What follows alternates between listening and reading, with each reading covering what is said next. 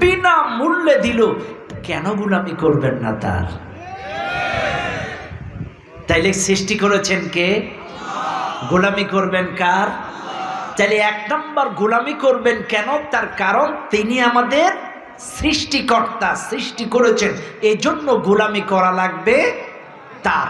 এবার আসেন দুই। ও দুনিয়ার মানুষ, আল্লাহ পাক ডাক দিয়ে বলেন দুই নাম্বার, আল্লাযী জাআলা লাকুমুল আরদা ফিরাশা। দুই নাম্বার, এই জমিনটাকে আমি আল্লাহ বিছানা বানাইছি, এই জন্য আমার গোলামি করা লাগবে। এই দুনিয়ার মানুষ শুনে নাও, আমি যদি জমিনটাকে বিছানা না বানাতাম, তোমরা কোথায় বিচরণ করতে, নাঙ্গল চষতে, ধান লাগাতে, মাছ চাষ করতে, কোথায় তোমার স্বপ্নের বাড়িটা বানাতে? এই জমিনটারে বিছানা বানাইছি বলেই তুমি তোমার বাড়ি বানাইছো, তুমি ধান চাষ কত কিছু না চাষ করো। এই জমিনটাকে আমি আল্লাহ বিছানা বানালাম, এই জন্য গোলামি করা লাগবে কার? তিন নম্বর কারণ, ওয়াসসামাআ বিনাআ। তিন নম্বর কারণ, আসমানটাকে আমি আল্লাহ ছাদ বানায় দিয়েছি, এই জন্য আমার গোলামি করা লাগবে, কারণ আসমানটাকে আমি তোমাদের জন্য ছাদ বানালাম। শোনে নাও এই এলাকার মানুষ, তোমার আমার বাড়িতে চারটা খুঁটি আছে, দেয়াল আছে, পিলিয়ার আছে, তার উপরে ছাদ, তার উপরে ছাউনি, কিন্তু আমার মালিক বিশাল যে ছাদটা দিলেন, কোনো পিলিয়ার আমাদের চোখের মধ্যে ধরা পড়ে না, এই জন্য গোলামি করা লাগবে তার। এবার আসেন চার নম্বর কারণ, ওয়ানজালা মিনাস সামাই মাআ। চার নাম্বার কারণ, আল্লাহ পাক আসমান থেকে বৃষ্টি বর্ষণ করেন, এই জন্য গোলামি করা লাগবে তার। শুনে নেন এই দুনিয়ার মানুষ, আপনারা প্রশ্ন করবেন আসমান থেকে বৃষ্টি বর্ষণের সাথে আমাদের গোলামি করার সম্পর্ক কি? শুনে নেন দুনিয়ার মানুষ, আসমান থেকে বৃষ্টি বর্ষণের সাথে গোলামির সম্পর্ক হল, আমার মালিক যদি আসমান থেকে বৃষ্টি বর্ষণ না করতেন, ফাখরাজা বিহি মিনাত তামারাতি রিজকান লাকুম, এই জমিন থেকে ফসল হতো না। আল্লাহ আসমান থেকে বৃষ্টি বর্ষণ করে এই জমিন থেকে ফসলের মাধ্যমে তোমার আমার রিজিকের ব্যবস্থা করে দেন। শুনে নেন, আসমান থেকে বৃষ্টি বর্ষণ করেন বলে এই জমিনে ধান হয়, এই জমিনে গম হয়, এই জমিনে কত ফসলাদি সিজনালি ফল, কখনো লাউ, কখনো কদু, কখনো আখ, কখনো ধান, কখনো গম, একই জমিনে কত রকম ফসল আপনার আমার হয়। আল্লাহ আসমান থেকে বৃষ্টি বর্ষণ করে এই রিজিকের ব্যবস্থা আমার আপনার জন্য করে দেন। শুনে নেন দুনিয়ার মানুষ, শুধুমাত্র ফসল আদিগুলোটাই রিজিক না, সবচাইতে বড় রিজিক হলো আমার আপনার অক্সিজেন। শুনে নেন এই মাহফিলের মানুষ, সবচাইতে বড় রিজিক হলো আমার আপনার অক্সিজেন। এই দুনিয়ার মানুষ যদি 2 দিন ভাত তরকার না খায়, মানুষ কিন্তু মরে না, কিন্তু 2 মিনিটের জন্য যদি কারোর অক্সিজেন বন্ধ হয়ে যায়, ওই মানুষটা কিন্তু আর বাঁচে না। এবার আপনারা একটু ক্যালকুলেশন করেন, একটা করোনার রোগীকে যদি করোনার সময় হসপিটালে ভর্তি করা হয়েছে, 1 ঘন্টায় যদি অক্সিজেন দেওয়া হয় 200 টাকা বিল, 2 ঘন্টা অক্সিজেন দিলে 400 টাকা বিল, তার মানে একদিন যদি কোনো রোগীকে অক্সিজেন দেওয়া হয় 4800 টাকা অক্সিজেনের বিল। এবার আপনারা মিলায় নেন, একদিনের অক্সিজেনের বিল যদি 4800 টাকা হয়, তাহলে 1 মাসের অক্সিজেনের বিল কত? 1,44,000 টাকা, তাই তো নাকি?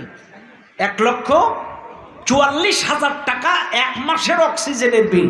এইবার আপনারা বুকে হাত দেন, ও বাঙালি মুসলমানেরা, 1 মাসের অক্সিজেনের বিল যদি 1,44,000 টাকা হয়, তাহলে 50 বছর, 60 বছর, কত বছর বয়স আপনাদের? এবার বলেন তো, 50 বছরে কত টাকার অক্সিজেন খাইছেন? সুবহানাল্লাহ বলবেন না? একটু জোরে বলেন না সুবহানাল্লাহ। 1 মাসের অক্সিজেনের বিল যদি 1,44,000 টাকা হয়, তাহলে 1 বছরের অক্সিজেনের বিল কত? 50 বছরে কত টাকার অক্সিজেন খাইছেন? কেন গোলামি করবেন না আল্লাহ? এবার আমার কথার সাথে মিলায় নেন, আল্লাহ আপনাদেরকে সৃষ্টি করলেন, এই জমিনটাকে বিছানা বানায় দিলেন, আসমানটাকে ছাদ বানায় দিলেন, আসমান থেকে বৃষ্টি বর্ষণ করেন, এই জমিন থেকে ফসলের মাধ্যমে রিজিকের ব্যবস্থা করে দেন। এত কিছুর পরেও যদি ওই জমিনে থেকে আল্লাহর গোলামি না করেন, আল্লাহর জমিনে আপনার মতো নাফরমান বেঈমান আরেকটাও হতে পারে না। আল্লাহর দেওয়া জমিন, আল্লাহর দেওয়া রিজিক, আল্লাহর দেওয়া সৃষ্টি করা দেহ, আল্লাহর দেওয়া ফসলাদি সব কিছু আল্লাহ। আর এই জমিনে থেকে আপনি আর একজনের গোলামি করবেন। মানুষ মিছা কথা কয় তাই বলে মসজিদে দাঁড়ায়। হ্যাঁ, আপনারা আশ্চর্য হয়ে যাবেন। যারা 5 ওয়াক্ত নামাজ পড়েন, কয় ওয়াক্ত নামাজ পড়েন না আপনারা? 5 ওয়াক্ত নামাজ যারা পড়েন তারা দৈনন্দিন সর্বনিম্ন 48 বার বলে ইয়্যাকা না'বুদু ওয়া ইয়্যাকা নাস্তাঈন। 48 বার বলে তোমার গোলামি করি, তোমার সাহায্য চাই। তাইলে দৈনন্দিন 48 বার আপনি বললেন তোমার গোলামি করি, তোমার গোলামি করি, তোমার গোলামি করি, তোমার গোলামি করি, তোমার গোলামি করি, তোমার গোলামি করি, তোমার গোলামি করি, তোমার গোলামি করি 48 বার। ও ভাই, একবার বললে ভুল হইতে পারে, আপনার বয়স হয়েছে। 2 বার বললে ভুল হইতে পারে, আপনার ব্রেন খারাপ। 3 বার বললে ভুল হইতে পারে, আপনি টেনশনে আছেন। কিন্তু যে লোকটা 48 বার বলে তোমার গোলামি করে, এ কি করে ভুল করে? এ কথা কর না, কথা কি বুঝেন আপনারা?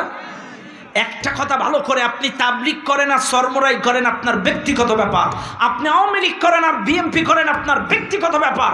কিন্তু যেই লোকটা মসজিদে দাঁড়ায় 48 বার বলে তোমার গোলামি করি, আর মসজিদের বাইরে যে নাস্তিকের, বামপন্থী, ইসলামপন্থী, তাগুতি বিরোধীদের গোলামি, তাগুতের গোলামি করে, 5টা গোলামি করে, এর মতো মুনাফিক আল্লাহর জমিনে আর একটাও হতে পারে না। 48 বার আপনি আল্লাহর সামনে ওয়াদা দিলেন তোমার গোলামি করি, ইয়্যাকা না'বুদু, ইয়্যাকা না'বুদু 48 বার বললেন। অথচ আপনি মসজিদের বাইরে যে নাস্তিকের গোলামি করেন, ইসলাম বিদ্বেষীর গোলামি করেন, 1 প্যাকেট খিচুড়ি দিল যে তার গোলামি করেন, ওই বামপন্থী তাগুতি শক্তির গোলামি করেন। শুনে নেন, এই মাহফিলে যারা বসে আছেন, ইয়া আইয়ুহাল্লাযীনা আমানু ইযা কুনতুম ইলাস সালাহ ফাগসিলু উজুহাকুম ওয়া আইদিয়াকুম। নামাজ পড়ার আগে ওযু ছাড়া যেমন নামাজ হয় না, আপনাদেরকে বলে যায় ফামান ইয়াকফুর বিত-তাগুত ওয়া ইউমিন বিল্লাহ। নামাজের আগে যেমন ওযু করতে বাধ্যতামূলক, ওযু ছাড়া যেমন নামাজ হয় না, আপনারা যারা নিজেদেরকে ঈমানদার দাবি করেন, আল্লাহর কসম, ফামান ইয়াকফুর বিত-তাগুত ওয়া ইউমিন বিল্লাহ, আগে তাগুতকে অস্বীকার করো, তারপরে আল্লাহর পরে ঈমান আনো। আপনি তাগুতের গোলামি করবেন, 5টা গোলামি করবেন, আর এদিকে এসে জিকির করবেন ইল্লিল্লাহ। আরে বাটপার! তাইলে আল্লাহ বলছেন ফামান ইয়াকফুর বিত-তাগুত ওয়া ইউমিন বিল্লাহ, আগে তাগুতের রিলেশন ছিন্ন করো, তাগুতের সাথে সমস্ত সম্পর্ক ছিন্ন করো, এরপরে ওয়া ইউমিন বিল্লাহ, আল্লাহর পরে ঈমান আনো। তাইলে তাগুতের সাথে কোনো সম্পর্ক রাখা যাবে? আচ্ছা, প্রশ্ন আসতে পারে, হুজুর তাগুত কারা? প্রশ্ন আসতে পারে না? তাগুত কারা? বাইরে আমার, এখানে শুনে নেন, তাগুতের অর্থ হলো সীমালঙ্ঘন করা। এই মাহফিলে যারা আছেন একটু ভালো করে শুনে নেন, আমার ক্ষুদ্র জ্ঞানে আমি তাগুত পেয়েছি 7 প্রকার। কয় প্রকার? কয় প্রকার? আমার ক্ষুদ্র জ্ঞানে আমি তাগুত পেয়েছি 7 প্রকার। তাফসীরে ঘেটতে ঘেটতে 7 প্রকার তাগুত খুঁজে পেয়েছি। তার মধ্যে অসংখ্য তাগুত আমি পেয়েছি। তার মধ্যে 1 নম্বর হচ্ছে, মানুষ তাগুতে পরিণত হয় কখন? শুনে নেন। এ ভাই, মানুষের পরিচয় হলো মানুষ গোলাম, আল্লাহর পরিচয় হলেন আল্লাহ মালিক। আবার বলছি, মানুষের পরিচয় মানুষ গোলাম, আল্লাহর পরিচয় হলো আল্লাহ মালিক। এইবার এই মানুষ যখন গোলামির পরিচয় ভুলে যে আল্লাহর জায়গা দখল করে, তখন সে আর মানুষ থাকে না, তাগুতে পরিণত হয়ে যায়। আবারও বলছি, মানুষের পরিচয় গোলাম, আল্লাহর পরিচয় মালিক। তাহলে মানুষ যখন গোলামের পরিচয় ভুলে যে মালিকের জায়গা দখল করে, তার মানে কি আর এলাকায় আর চাইতে ক্ষমতার অধিকারী কেউ আছে নাকি? আমার ভয়ে কুকুর বিড়াল সব এক ঘাটে পানি খায়, এই থানার মধ্যে আমি হচ্ছে সবচাইতে বড়, আমি এই ইউনিয়নের মধ্যে আমি সমস্ত ক্ষমতা, এই জেলার মধ্যে ক্ষমতারে। তার মানে কি? আপনি যদি মনে করেন এই ইউনিয়নের ক্ষমতাশীল, আপনি ইউনিয়নের তাগুত। আপনি যদি মনে করেন এই থানার ক্ষমতাশীল, আপনি এই থানার তাগুত। আপনি যদি মনে করেন এই রাষ্ট্রের সকল ক্ষমতার অধিকারী, আপনি এই রাষ্ট্রের তাগুত। وقال فرعون يا أيها الملأ ما علمت لكم من إله غيري ফিরআউন কিন্তু বলেছিল মিশরের এরিয়ার মধ্যে আমি ছাড়াও তোমাদের ইলাহ আছে এটা আর জানা নেই। তার মানে কি ফিরআউন গোটা পৃথিবীর ক্ষমতার দাবি করেনি, ফিরআউন তার মিশরের এরিয়ার রাজ্যের ক্ষমতার দাবি করেছিল। এই জন্য ফিরআউন মিশরের তাগুত হয়েছিল। কাজে আজ যে বা যারা এগুলো দাবি করবে তারা সেই এলাকার তাগুত। তাহলে মানুষের পরিচয় মানুষ গোলাম, আল্লাহর পরিচয় আল্লাহ মালিক। আর মানুষ যখন গোলামের পরিচয় ভুলে গিয়ে ক্ষমতার বড়াই দেখায়, ক্ষমতার দাবি করে, তখন সে মানুষ থাকে না, তাগুতে পরিণত হয়ে যায়। এইবার আসেন ইত্তাখাযু আহবারহুম ওয়া রুহবানাহুম আরবাবাম মিন দুনিল্লাহ। এবার মিলিয়ে নেন, আসরের আজান হচ্ছে, মুয়াজ্জিন ডাক দিচ্ছে হাইয়া আলাস সালাহ।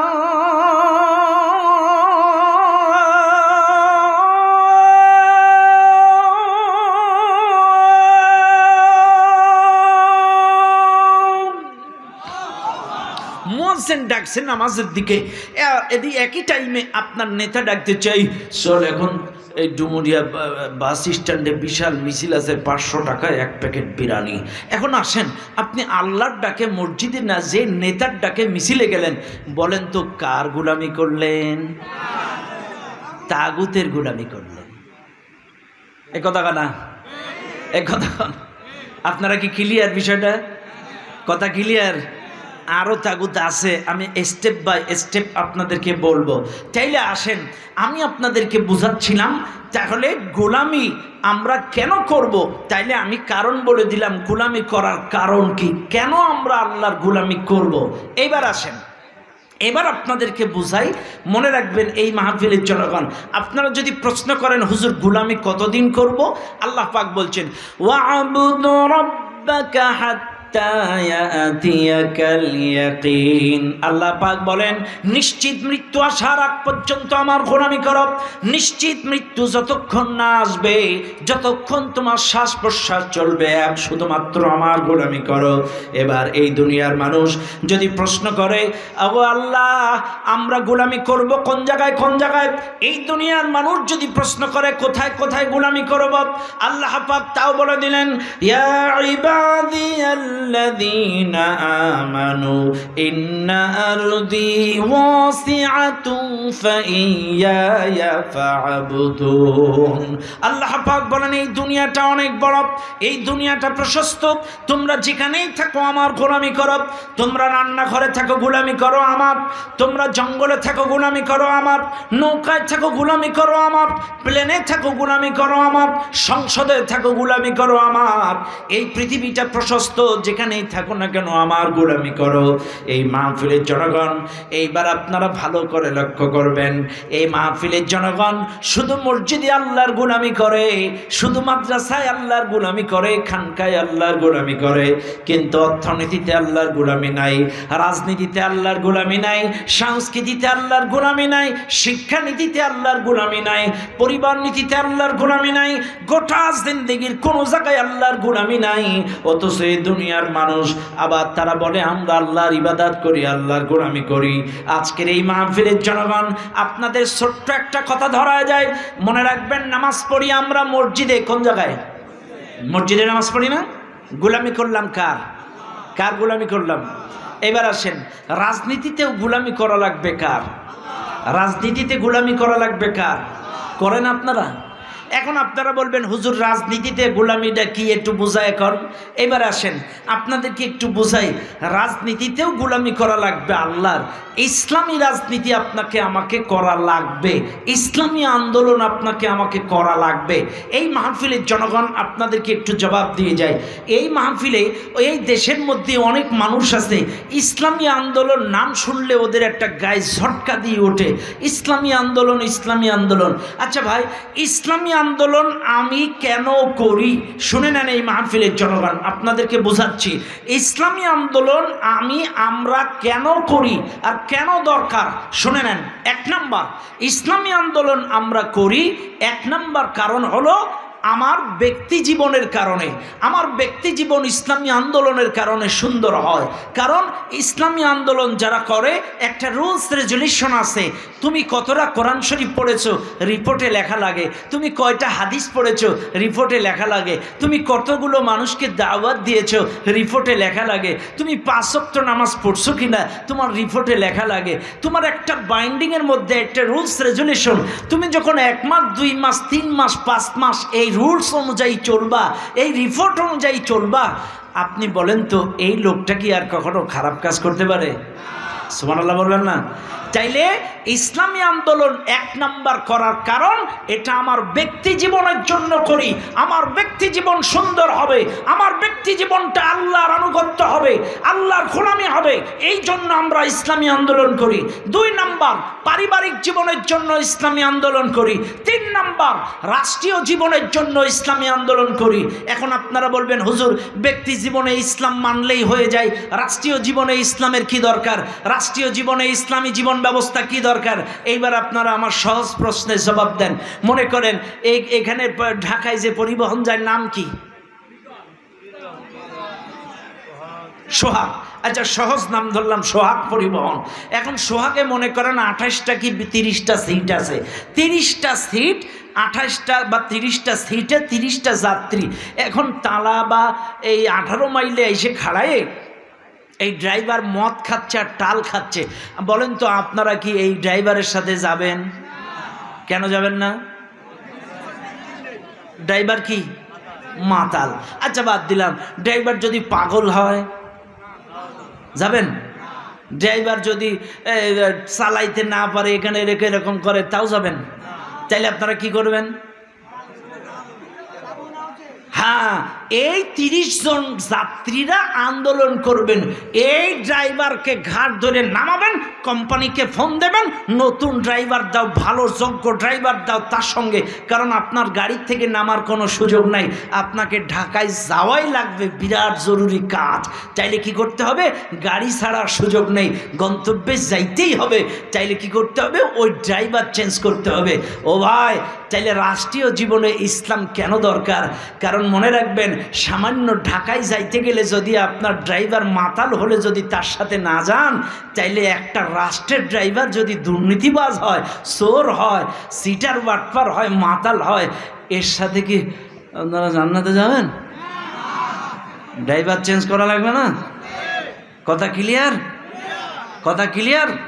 ব্যাচ রাষ্ট্রীয় জীবনে ইসলামের দরকার এই জন্য, কারণ একজন যোগ্য ড্রাইভার লাগবে, যে ড্রাইভার জান্নাতের রাস্তা চেনে, যে ড্রাইভার জান্নাতের রাস্তা জানে। স্টেশনে স্টেশনে নামাজের বিরতি দেয়, এমন গাড়িতে উঠেন জান্নাতে চলে যান। সহজ সরল ভাষায় বলি, আপনি যাবেন ঢাকায়, কিন্তু বাসে উঠছেন খুলনার। কোন জায়গার বাসে উঠছেন? কোন জায়গায় যাবেন? যাবেন কোন জায়গায়? কোন জায়গার বাসে উঠছেন? মনে করেন আপনি সাতক্ষীরার বাসে উঠছেন, যাবেন ঢাকায়। এখন সাতক্ষীরার বাসে উঠি দোয়া করছেন, আল্লাহ ইন্নাল্লাহা মাআস সাবিরিন, তুমি তো ধৈর্যশীলের সঙ্গে আছো। সুবহানাল্লাযী সাখারা লানা হাযা ওয়া মা কুন্না লাহু মুকরিনিন ওয়া ইন্না ইলা রাব্বিনা লামুনকালিবুন। বিসমিল্লাহি তাওয়াক্কালতু আলাল্লাহ, বিসমিল্লাহি মাজরিহা ওয়া মুরসাহা, ইন্না রাব্বী লাগাফুরুর রহিম। এরপরে যত দোয়া ছিল সব দোয়া পড়ে ফেলছেন। আল্লাহ আমি যাব ঢাকায়, উঠেছি সাতক্ষীরার বাসে, সহি সালামতে আমারে ঢাকায় পৌঁছায়া দাও। হবে না? কেন হবে না? কোন জায়গার বাসে উঠছেন?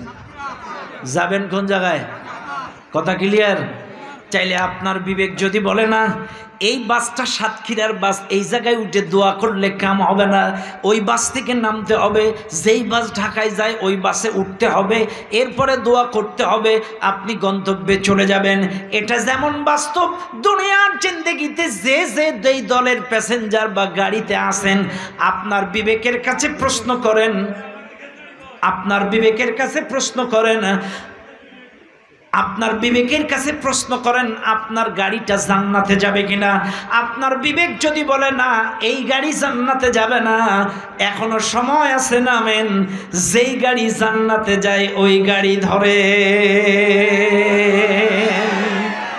এখনো সময় আছে, ওই গাড়ির থেকে নামেন। যেই গাড়ি জান্নাতে যায় এই কোরআন নামক গাড়ি ধরেন। ও মুসলমান, তাইলে রাষ্ট্রীয় জীবনে ইসলামের দরকার। কেন দরকার শোনেন, আজকে আপনার শুধু দরকার হইলেই হবে না, শুধু দক্ষ ড্রাইভার। এখানে সৎ মানুষ লাগবে এবং আল্লাহর আইন লাগবে, দুটাই লাগবে। একটা থাকলে চলবে না। লোকটা সৎ কিন্তু আল্লাহর আইন নাই। কি? লোকটা সৎ কিন্তু আল্লাহর আইন নাই, কাম হবে না। শোনেন না, আপনাদেরকে একটু গোড়ায় নিয়ে যাই, একটু বুঝবেন। তাইলে আমার রাসূল যখন মক্কার মানুষদের কাছে দাওয়াত দেয়, দাওয়াত দিলে মক্কার কাফেররা রাসূলকে বলেছিল, মোহাম্মদকে যখন দাওয়াত দিল মেরে ধরে বের করে দিল, পরে মোহাম্মদকে রাতের অন্ধকারে এনে একটা আন্ডারস্ট্যান্ডিং করা, একটু বিভিন্ন লোভ টোপ দেখায় দলে আনার চেষ্টা করেছিল। বলেছিল, মোহাম্মদ তুমি কি নারী চাও? না। গাড়ি চাও? না। সম্পত্তি চাও? না। তুমি কি এই রাষ্ট্রীয় চেয়ারটা চাও?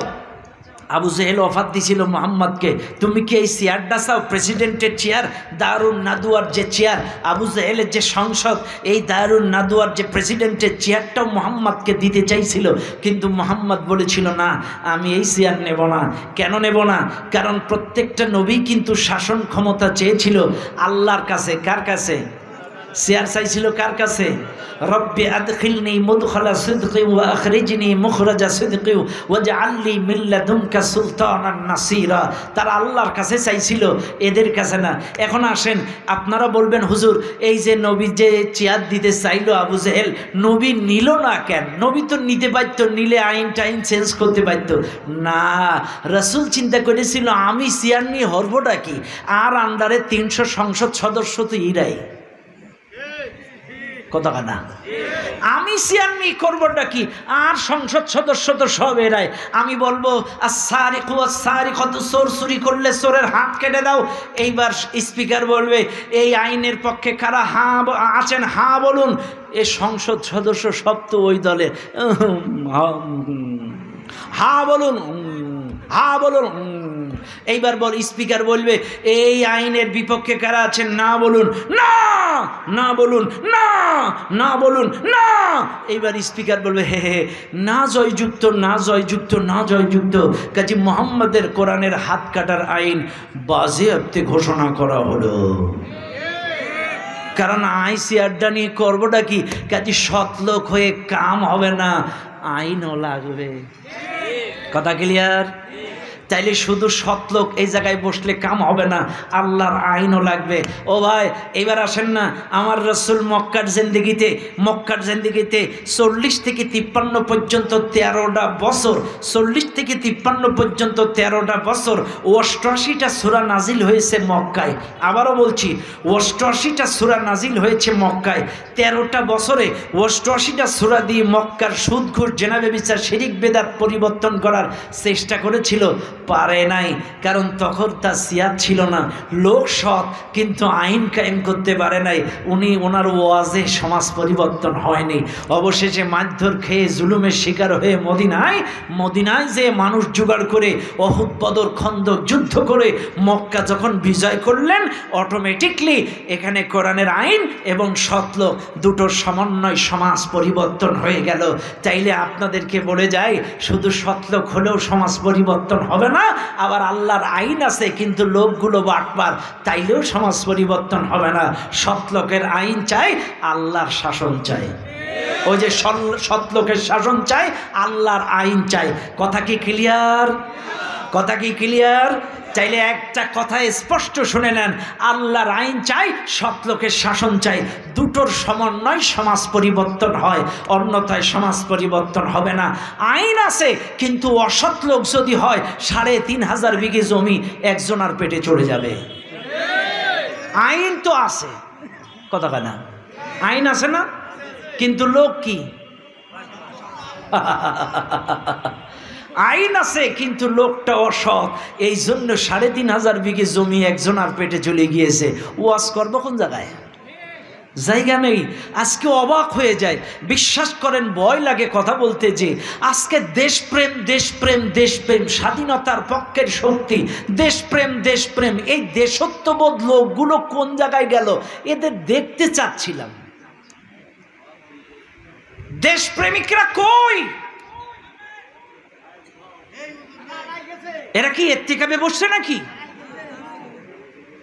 আহারে দেশপ্রেম, দেশপ্রেমের গর্জনে গেজা উঠে যেত দেশপ্রেম দেশপ্রেম, স্বাধীনতার শত্রু। কোথায় গেল দেশপ্রেম? আল্লাহ কসম, আমার কেন জানি মনে হয় আবার কোনো না কোনো ভাবে কোনো দেশের সাথে যদি যুদ্ধ বাঁধে, এই দেশপ্রেমিক কটা আগে পালাবে। আস্তাগফিরুল্লাহ। 2 লক্ষ মা বোনের ইজ্জত, 30 লক্ষ শহীদের রক্তের বিনিময়ে এই দেশটা স্বাধীন করা হয়েছিল। এই জন্য স্বাধীনতা, সার্বভৌমত্ব কোথায়?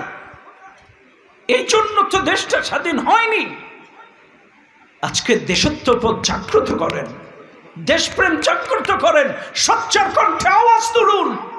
এদেশ আমার, এদেশ আপনার, এদেশ আলেমুল আমার। 30 লক্ষ শহীদের রক্তের বিনিময়ে দেশটা স্বাধীন। এই দেশটা আমরা কারোর হাতে ছেড়ে দিতে পারি না। আমাদেরকে স্লোগান তুলতে হবে, এই দেশের জন্য আরেকবার জীবন দিতে হবে। প্রকৃত দেশপ্রেমিকদেরকে দেখা যাবে। কথা বলেন ঠিক না বেঠিক? ভাইরা আমার, বাবাজিরা আমার, কথায় কথায় বেড়ে যায়। তাহলে মনে রাখবেন, আমি আপনাদেরকে বোঝাচ্ছিলাম রাষ্ট্রীয় জীবনে ইসলামের কেন প্রয়োজন, এই যে আপনাদেরকে বুঝাইয়া দিলাম। তাইলে আসুন, আপনাদেরকে আমি বুঝাচ্ছিলাম আল্লাহর গোলামি আপনি কেন করবেন, এটার কারণ আপনাদেরকে বোঝাচ্ছিলাম। মনে আছে আপনাদের? তাইলে ভাজা করে বুঝবেন। আল্লাহ বলতেছেন, ও কদা রাব্বুকা আল্লা তা'বুদু ইল্লা ইয়্যা, তার গোলামি করো আর কারণ নয়। এখন আসেন, তাইলে আমরা গোলামি করব গোটা জিন্দেগিতে না কিছু কিছু জায়গায়? গোটা জিন্দেগিতে গোলামি করব কার? অর্থনীতিতে গোলামি করব কার? রাজনীতিতে গোলামি করব কার? শিক্ষানীতিতে গোলামি করব কার? সংস্কৃতিতে গোলামি করব কার? পরিবার নীতিতে গোলামি করব কার? গোটা জীবনে গোলামি করা লাগবে। মনে থাকবে ইনশাআল্লাহ? ব্যাচ, তাহলে গোলামির ওয়াজ আর করব না। এবার আসেন, আল্লাহ পাক বলেন পরবর্তী আদেশ, ওয়াবিল ওয়ালিদাইনি ইহসানা। আল্লাহ পাক ডাক দিয়ে বলেন 2 নম্বর আদেশ, তোমার পিতামাতার সঙ্গে সৎ আচরণ করো, পিতামাতার সঙ্গে ভালো ব্যবহার করো।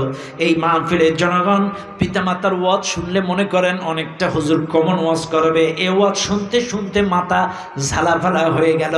শুনে নেন আজকের এই মাহফিলের জনগণ, আমি একটু ব্যতিক্রম ধর্মী কথা বলতে চাই। এই দুনিয়ার মাহফিলে যত জায়গায় মাহফিলে যায়, ম্যাক্সিমাম জায়গায় গেলে আমাদেরকে বলে হুজুর একটু পিতামাতার খেদমত, পিতামাতার হক, পিতামাতার হক নিয়ে কথা বলেন। কিন্তু আমি ব্যতিক্রম ধর্মী কথা বলি। আমার কথা হলো পিতামাতার হক আগে না, সন্তানের হক আগে। কথা বল না, কার হক আগে? কার হক আগে? সন্তানের হক আগে। শুনলেন এই মাহফিলের জনগণ, আমার কথায় রাগ করেন না, সন্তানের হক আগে। প্রত্যেকটা পিতামাতা যদি সন্তানের হক আদায় করে, ওই সন্তান কখনো পিতামাতার হক নষ্ট করবে না। কিন্তু আমার দেশের কপাল পোড়া মানুষ বুঝে না, সন্তানের হক আদায় করে না। সন্তানের হক কি? আপনারা বলবেন হুজুর সন্তানের হক কি? প্রত্যেকটা পিতামাতার দায়িত্ব, তার সন্তানের হক হলো তার সন্তানকে ইলমে দ্বীন শিক্ষা দেওয়া। ইলমে দ্বীন শিক্ষা দেওয়া প্রত্যেকটা পিতামাতার দায়িত্ব, কর্তব্য। কারণ যে সন্তান পিতামাতা কাকে বলে, কি করতে হয়, খাইতে হয় না ডুবাইতে হয়, এটা তো বোঝা লাগবে। আপনার সন্তানকে ইলমে দ্বীন শিক্ষা দেন, তাইলে সে বুঝবে পিতামাতা কি, তাদের গুরুত্ব কি, মর্যাদা কি। আজ গোটা বাংলাদেশে তদন্ত করেন, পিতামাতাকে যারা মারধর করে, সংসার থেকে বের করে দেয়, খেতে দেয় না, আলাদা করে, এরা কারা? এরা একটাও হাফেজ মাওলানা আলেম উলামা না, এরা ম্যাক্সিমাম জেনারেল সাধারণ মানুষ। একটা আলেম উলামা পিতামাতার সাথে দুর্ব্যবহার করে না। একটা আলেম উলামা পিতামাতার সঙ্গে দুর্ব্যবহার করে না। তাদের মধ্যে ইলমে দ্বীন আছে। এই জন্য ইলমের দরকার আছে না নাই? এই জন্য মাদ্রাসায় আপনার বাচ্চাকে পড়ান। আজকে আপনারা তদন্ত করেন, গোটা বাংলাদেশে একটা হাফেজ তার মায়ের গায়ে হাত দেয় না, একটা মাওলানা তার মাকে গালি দেয় না, একটা আলেম তার মা বাবাকে বাড়ির থেকে বের করে দেয় না। সব সাধারণ জেনারেল লাইনের সাধারণ মানুষগুলো তার পিতা মাতার সাথে দুর্ব্যবহার করে। চাইলে আমরা বুঝলাম এলেম যাদের ভেতরে আছে তারা কখনো পিতা মাতার সঙ্গে দুর্ব্যবহার করে না। এই জন্য ইলমে দ্বীনের অনেক গুরুত্ব। ও ভাই মনে রাখবেন, ঈমান কিন্তু 4 প্রকার। ইলমুল ইয়াকিন, আইনুল ইয়াকিন, ইয়াকিনুন বিল গায়ব, বাসুল ইয়াকিন। 4টা ঈমান। তার 1 নম্বর হচ্ছে ইলমুল ইয়াকিন, ইলমের মাধ্যমে ঈমান, ইলমের মাধ্যমে ঈমান। আপনার ইলম যদি না থাকে নামাজ পড়বেন কিভাবে, রোজা করবেন কিভাবে, হজ করবেন কিভাবে, যাকাত দিবেন কিভাবে, দান সদকা করবেন কিভাবে? ইলম তো থাকা লাগবে, জ্ঞান তো থাকা লাগবে। ও ভাই এদেশের অনেক মানুষ 40 বছর নামাজ পড়ে কিন্তু এখনো পর্যন্ত সে ওযুর ফরজ জানে না, গোসলের ফরজ জানে না, নামাজের ভেতর বাইরের ফরজ জানে না। 40 বছর নামাজ পড়ে সামি আল্লাহু লিমান হামিদার অর্থ জানে না। এ কথা কন না কেন? 40 বছর নামাজ পড়ে সামি আল্লাহু লিমান হামিদার অর্থ জানে না। আমি একটা উদাহরণ দেই, আপনাদের খারাপ লাগবে কিনা আমি জানি না, কিন্তু অনেক গুরুত্বপূর্ণ একটা উদাহরণ। এক এলাকায় এক লোক পূজা করে বাড়ি আসতেছে। কি করে? পূজা করে এক হিন্দু বাড়ি আসতেছে। এক মুসলমান এই লোকটারে জিজ্ঞাসা, তুমি কই গেছিলা? কয় পূজা করতে গেছিলাম।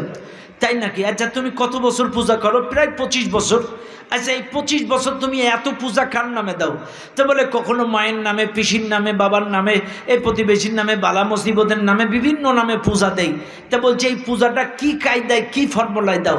বলছে ওই আমাদের মন্দিরে গেলে আপনাদের মসজিদে যেমন ইমাম মুয়াজ্জিন থাকে, একটু কারোর নামে দোয়া করে দিতে বললে কিছু টাকা দিলে দোয়া করে দেয়, তো আমাদের মন্দিরেও একজন ব্রাহ্মণ, একজন ঠাকুর থাকে, এরে কিছু টাকা দিয়ে দিলে ও মন্ত্র পড়ে, হোতারামিন্দ্র মহাসুরিন্দ্র অল্লাম, ও কিছুটা পড়ে আমাদেরকে প্রসাদ দিয়ে দেয়, একটু মার নামে বাবার নামে পূজা হয়ে গেল।